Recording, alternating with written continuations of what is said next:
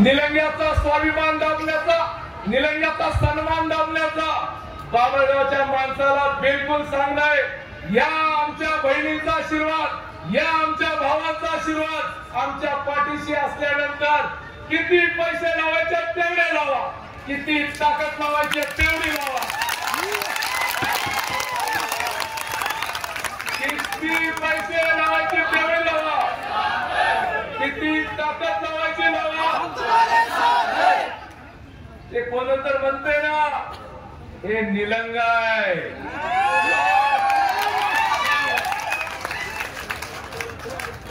साहेब, जे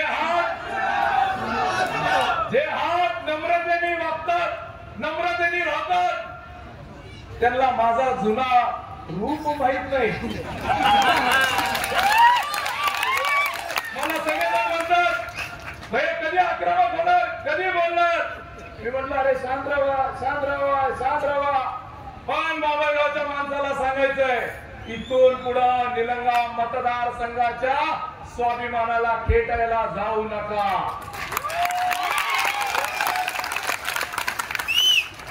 आमचा मतदारसंघ स्वाभिमानी आहे. इथले लोकप्रतिनिधी, इथून ज्यांनी अनेक निवडणुका, अनेक आमदार राहिले, ते डॉक्टर शिवाजीराव पाटील निलंगेकर साहेब होते. सन्मानाने राहिले, मान वर करून राहिले. त्यांच्या डोक्यावर टोपी होती, अशी करारी टोपी होती. बाबळगावच्या लोकांची कधी हिंमत झाली नाही निलंग्याकडे बघायची. त्याने मी तुम्हाला अजून सांगतो, 9 वर्ष मुख्यमंत्री पद होता लातूरकरांकडे, पण एक दिवस देखील निलंग्याला त्यांनी येऊ शकले नाही. हा निलंग्याचा स्वाभिमान आहे. जरा ज्यांनी आमच्या बहिणी आशीर्वाद देणारे जरा हात वर करावं. भावांनो, तुम्ही इकडे का बरं? सर्व बहिणींनी आणि सर्व भावांनी या ठिकाणी आपल्या पाठीशी आशीर्वाद द्यायचा ठरवलंय. आता मला आमच्या पत्रकार बांधवांना सांगायचंय, हे सर्व हात जेव्हा झालेले पाहिलेत ना आपण, ते लातूर मध्ये बसलेला बाबळगावचा माणूस विचार करतोय, संभाजी पाटील याला कशा पद्धतीने हरवता येईल.